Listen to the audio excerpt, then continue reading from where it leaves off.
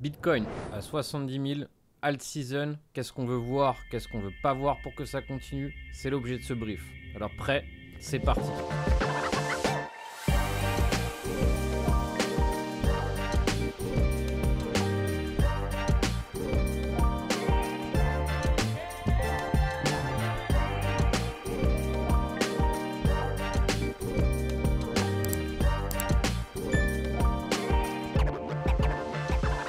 Bonjour à tous l'équipe, bienvenue sur le brief hebdo. On va faire un point technique comme d'habitude sur ce qui se passe sur les cryptos. Donc cette semaine, le brief hebdo est un spécial crypto. Pourquoi? Parce que ça bouge énormément sur les cryptos et c'est ultra agréable. Donc c'est là où il y a un maximum d'opportunités à saisir. Et l'objet de ce brief, ça va être un petit peu de comprendre où peut aller la price action, comment se placer sur ce type de momentum, est-ce que ça va durer, est-ce que ça va pas durer, à quel moment on doit se méfier. Bref, c'est un petit peu tout ce qu'on va voir cette semaine.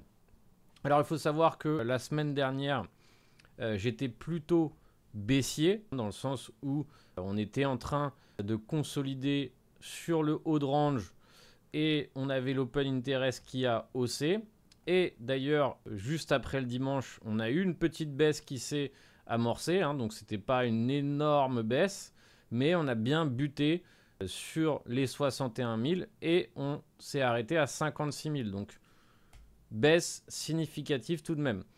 Et ce qu'on a fait lorsqu'on est arrivé à 56 000, c'est qu'ici, on a réintégré. Donc, on a fait semblant de casser le range. Donc, à partir de ce moment-là, déjà, dans ma tête, je peux recommencer à trader le range. Il y avait énormément d'argent à faire sur ce range. Pourquoi? Parce qu'il était ultra prévisible. Vraiment, tous les niveaux étaient parfaitement définis et on butait parfaitement sur ce type de niveau. Donc, est-ce que ce mouvement est à prendre au sérieux? Est-ce que réellement on doit penser que c'est un breakout? Oui, à quel moment ça s'arrête? Donc c'est ce qu'on va essayer de comprendre ensemble. Alors, on a pas mal d'open interest sur ce breakout, mais si on regarde, on en a tout de même beaucoup moins que les fois précédentes où on était à peu près à ce niveau-là. D'accord? Ce qui va être important, c'est de voir un petit peu l'évolution. Mais vous voyez que si on regarde les funding rates, elles sont encore négatives dans pas mal d'exchanges. Donc ça veut dire que pour l'instant, il n'y a pas encore de FOMO complète sur les coins en général. Donc ça, qu'est-ce que ça veut dire globalement? Eh bien, ça veut dire que pour l'instant, on n'est pas encore sur une FOMO de retail. Donc de vous et moi, on est retail aussi. Mais voilà, il y a beaucoup de gens qui n'ont pas voulu prendre le break, qui n'ont pas voulu acheter les altcoins. Et ce qui va se passer, c'est qu'ils vont certainement rentrer en phase 2 ou 3. C'est ce qu'on va voir ensemble. Donc, tout au long de la semaine, personnellement, pour ceux qui suivent mes briefs de près, j'ai recommencé à devenir tout de même assez haussier, ou en tout cas, pour les altcoins, il y avait vraiment des setups que j'ai partagés en live qui ont été épiques. Par exemple, je pense au FET qui a littéralement explosé. Donc, j'en ai parlé en live. Je disais que j'attendais une potentielle cassure de résistance. Donc, c'était vraiment un coup facile à jouer. Pourquoi? Parce qu'on avait on avait un range clair, résistance claire. Vous voyez ici ce petit range qui consolidait. Le shop était chargé à fond et j'ai bien prévenu ici que si on sortait de ce range, il fallait prendre le mouvement très au sérieux. Pourquoi? Parce que on serait sur quelque chose d'explosif. Donc c'est pour ça qu'on a des choses très intéressantes sur les altcoins. On a du momentum à jouer. Donc beaucoup vont peut-être tenter de shorter ou vont avoir peur de rentrer. Je pense que c'est un petit peu les comportements les plus classiques qu'on peut rencontrer quand on est dans ce type de phase de marché. Moi, je pense qu'il faut en profiter au maximum.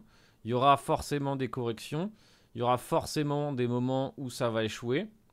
Mais globalement, il nous reste un peu de place. Là, si on part sur une phase de momentum classique, généralement, ça se passe comme ça. C'est-à-dire qu'on a le range, on a la première impulsion, on a la consolidation. Beaucoup de gens pensent que c'est potentiellement la fin. On a l'expansion, un petit peu plus courte que la première et on a la consolidation et potentiellement ici le retournement de la phase 2. Donc la phase 2 hein, de trend, d'accord? Sinon c'est en 5 phases. Première phase, deuxième phase, troisième phase, quatrième phase, cinquième phase. Généralement ça se passe comme ça sur le momentum. Alors est-ce que ça peut être différent cette fois-ci? Oui, peut-être. Mais globalement, ici, la première phase, c'est une petite phase de déni où beaucoup de gens n'osent pas rentrer et du coup laissent le prix hausser. Dans la deuxième phase, ça arrive très souvent qu'on a des gens qui shortent. Et que se passe-t-il par la suite? Eh bien, c'est un break, un faux breakdown potentiellement ici et ça repart. Et là, sur cette jambe, c'est la jambe où les gens ont du mal, ont peur de rater le train, ont peur de ne pas rentrer. Et donc, c'est à ce moment-là que les gens s'excitent. Et c'est souvent dans cette dernière phase hein, qu'on a les pétards mouillés qui s'amorcent et les corrections plus profondes se mettre en place. Donc, par exemple, hein, dans des coins comme le Render, on a un shop qui est à moitié chargé en daily. On a encore beaucoup de place à la hausse. Et ça ferait partie hein, finalement des candidats que j'ai pour jouer des continuations. Est-ce que ça peut se retourner contre nous et ça peut repartir à l'envoyeur? Évidemment, tout est possible sur un marché financier. La seule chose, c'est qu'il faut respecter ce qu'on a, ce qu'on voit. Et ce qu'on voit actuellement, c'est des coins qui ont latéralisé pendant très longtemps, qui proviennent d'une baisse magistrale et qui ont de la place pour hausser et qui commencent à jouer ici une tendance. Donc, oui, elle peut s'arrêter demain, mais globalement, pour faire les choses dans l'ordre, il faudrait jouer la tendance et il faudrait être en accord avec cette tendance plutôt que le contraire. Après, c'est mon avis, évidemment. Se focaliser sur les coins qui sont en joli trend, d'accord? Donc, on a le Render qui a bien explosé, on en verra d'autres hein, à la suite du brief. Mais on va repasser, comme d'habitude, au Bitcoin, hein, parce que c'est lui un petit peu, vous le savez, qui dirige la sauce. Et actuellement, ce qu'il nous offre, hein, c'est un Bitcoin haussier avec des altcoins haussiers. Donc ça, c'est très très très bien. Pourquoi? Parce que ça veut dire que tout le marché est en adéquation.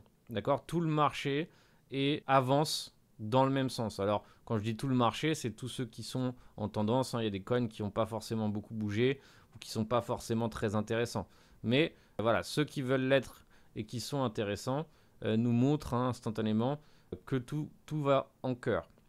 Donc, quels sont un petit peu les niveaux clés et les perspectives pour le BTC? Déjà, qu'est-ce que j'aimerais ne pas voir sur le BTC? Sur le BTC, on a cette résistance des 62 600 qui a bien servi ici de résistance. On a juste en dessous, hein, on va le cerner aussi, les 61 800. Ce que j'aimerais pas voir et ce qu'on n'aimerait pas voir, c'est une réintégration immédiate de ce niveau. D'accord? Ça serait très mauvais signe.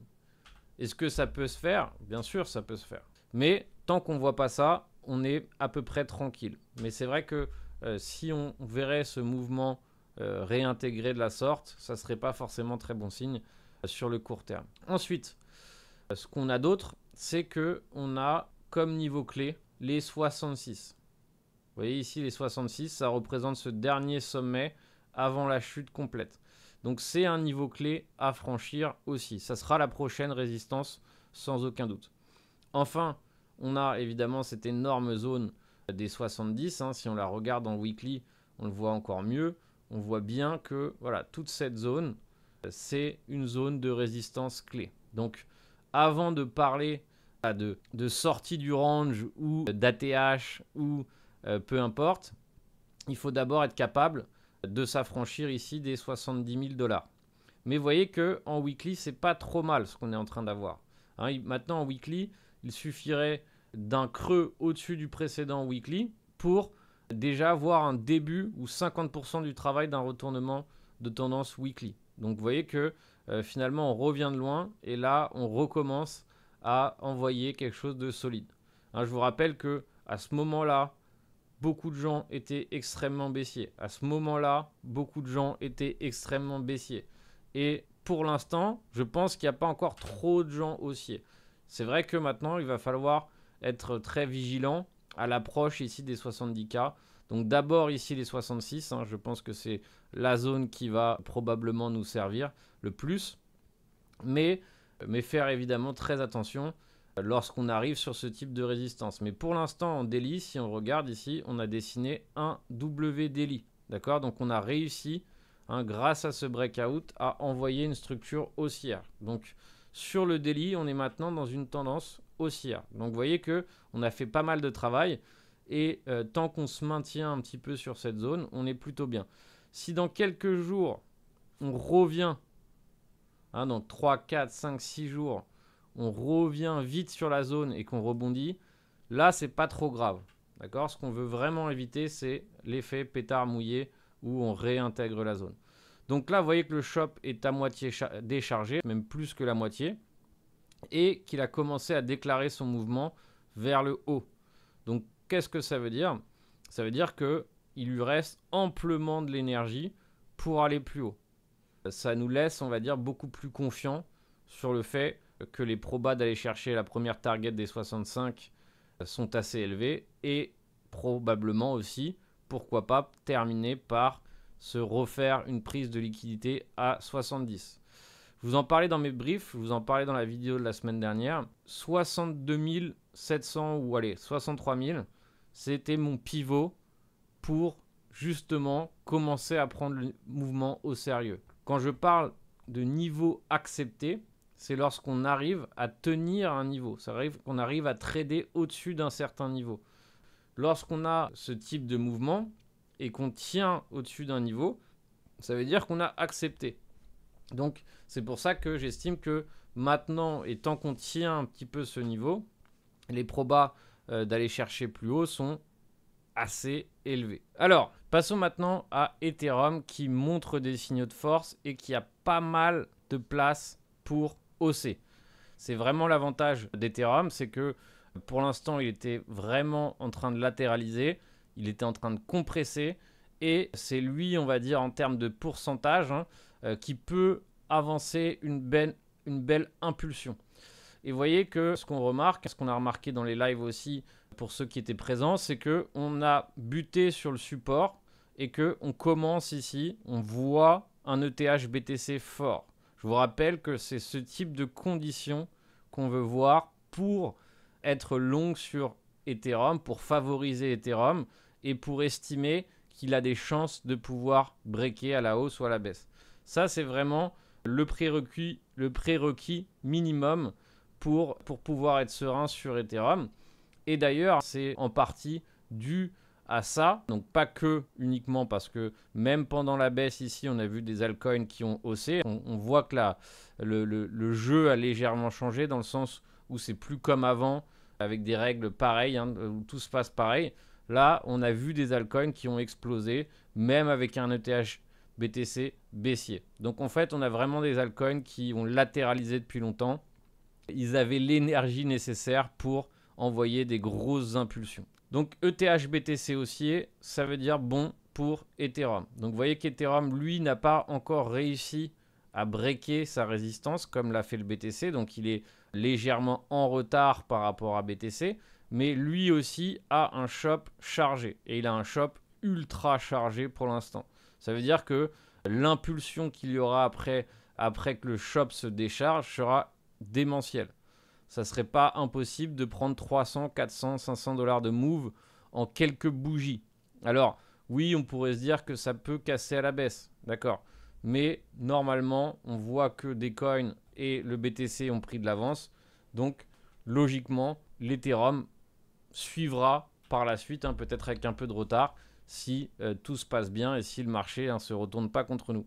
Mais là, vous voyez qu'il est chargé à bloc, il est en train de latéraliser. Son prochain niveau clé se trouve à 2900. Avec un shop aussi chargé, il n'y a pas de crainte qu'on ne puisse pas se faire ce mouvement très rapidement. Ensuite, qu'est-ce qu'on a? On a les 3070 qui représentent le pivot et qui représentent un petit peu la ligne de coup avant la cassure complète du prix. Donc ces niveaux-là sont mes références, sont les lignes que je surveille en cas de hausse. Donc se placer maintenant, m'effraie pas tellement plus que ça. L'objectif, c'est de laisser respirer son trade, surtout quand on est en breakout. Mais je pense que c'est qu'une question de temps avant que lui aussi ne suive le reste du marché. Encore une fois, je vous ai montré l'invalidation, je vous ai montré ce qu'on ne voulait pas voir sur le Bitcoin. Et maintenant, vous savez à peu près à quoi vous attendre si ça arrive. En revanche, je ne peux pas nier ce que je suis en train de voir. Et ce n'est pas parce que ça a déjà haussé pas mal que je ne veux pas me placer. C'est une erreur qui est très très fréquente. C'est de se dire, voilà, je ne suis pas placé, je ne me place pas. Et je tente potentiellement de short. Et quand ça recommence à monter, c'est là où je me dis, bon, bah ok, cette fois-ci j'y vais. Tous ces comportements-là sont très classiques, arrivent très fréquemment lorsqu'on est sur un marché en tendance, un marché qui bouge dans un sens clair. Et c'est une erreur très fréquente, et beaucoup de gens terminent, on va dire, sur le bas-côté de la route parce qu'ils n'ont pas voulu ou ils ont eu certains principes qui les a empêchés de faire quoi que ce soit. Quand vous voyez quelque chose dans ce sens, il ne faut pas hésiter, il faut y aller fort. Et ensuite, si ça se retourne, c'est à ça que servent les stop-loss et c'est à ça que sert la gestion de risque. C'est-à-dire qu'on n'est jamais sûr, on n'est jamais certain de ce qui peut se passer. En revanche, c'est pour ça qu'on utilise les stop-loss. Et si à un moment donné, eh bien, ça se retourne contre nous, eh bien, on perd. C'est le but du jeu. Mais nier et aller à l'encontre de ce qu'on voit, c'est une grossière erreur. Alors, je vous rappelle, pour ceux qui ne savent pas, j'envoie un webinaire débutant à la rentrée.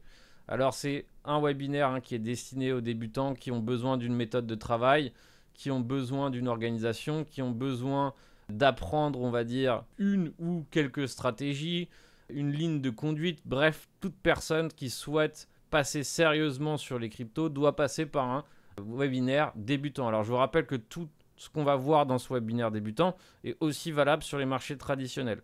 Mais on va se focaliser aussi sur les cryptos. Et si vous souhaitez commencer, on va dire, la rentrée dans des bonnes conditions, eh bien, participer à ce webinaire vous fera grandement du bien.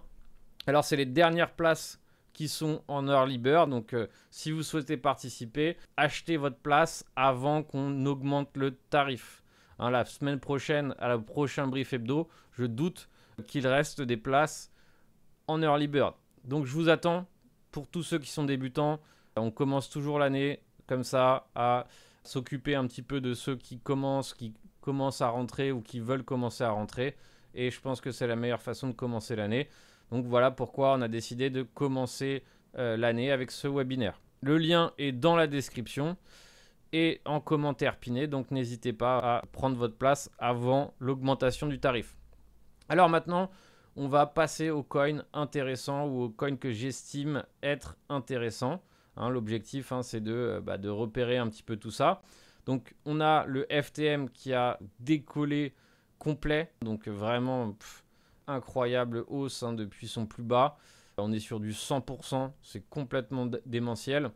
Moi, j'ai réussi à attraper la dernière hausse ici. Et maintenant, l'objectif, ça va être de l'observer, voir un petit peu comment il va consolider ici.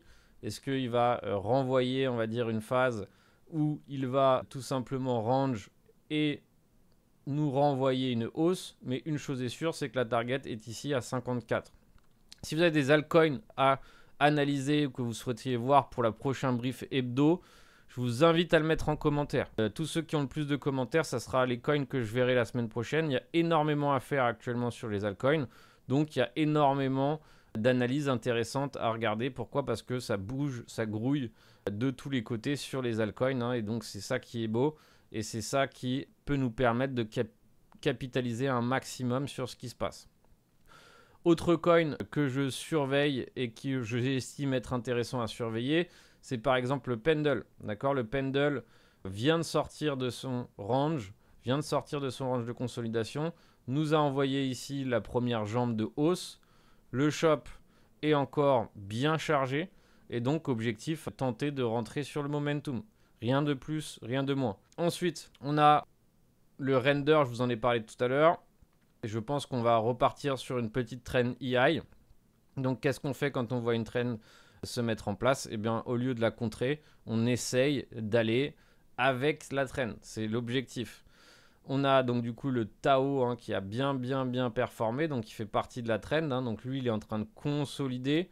Donc pareil, hein, quand ça consolide comme ça, lui par exemple a déjà, on va dire, titillé certains gros sommets. C'est pour ça que c'est pas forcément celui qui m'intéresse le plus, dans le sens où moi ce qui m'intéresse, c'est ceux qui sont peut-être un petit peu en retard.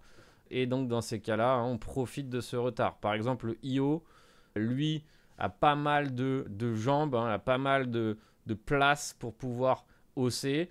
Et ici, hein, moi, je l'attends sur cette consolidation, voir comment il va réussir à travailler cette consolidation. Et on a pas mal de targets intéressantes sur le coin. Donc pareil, hein, tous ces coins, quand je vous en parle, bah, j'ai un risque management. Je réfléchis à comment faire, etc. Donc là, par exemple, le Matic, super intéressant. C'est exactement ce qu'on veut voir sur une consolidation. À savoir un shop chargé à bloc, consolidation ultra serrée, avec donc du coup des objectifs assez clairs comme les 56 centimes. Là, ce genre de consolidation, quand on provient d'une trend haussière, eh bien, il y a quand même plus de chances que ça se termine à la hausse plutôt qu'à la baisse. Encore une fois, malheureusement, on n'est jamais sûr de rien. Si on était sûr, eh bien, on n'en serait plus là. Mais on suit une logique. Et quand on suit une logique, déjà, on fait les choses dans l'ordre. Voilà un peu pour tous les altcoins. J'en ai certainement oublié. Moi, je vous ai partagé ceux que je surveille aujourd'hui. J'en surveille d'autres, donc n'hésitez pas à assister à mes live express. Hein. Je parle de d'autres altcoins quand je les vois sur le moment. Et je pense qu'on va avoir une belle semaine en perspective. Alors, encore une fois, la fête pourrait terminer aussi. Hein. C'est aussi un scénario, c'est aussi malheureusement une possibilité. Mais pour l'instant, on est plutôt bien. Et si ça perdure de la sorte, je pense qu'on aura quand même quelques jours, peut-être semaines, où on pourra se faire plaisir. Évidemment, à tout moment, ça peut s'arrêter. Il faudra être prêt aussi pour le moment où ça s'arrêtera. Ciao, ciao l'équipe. Bon trading à tous.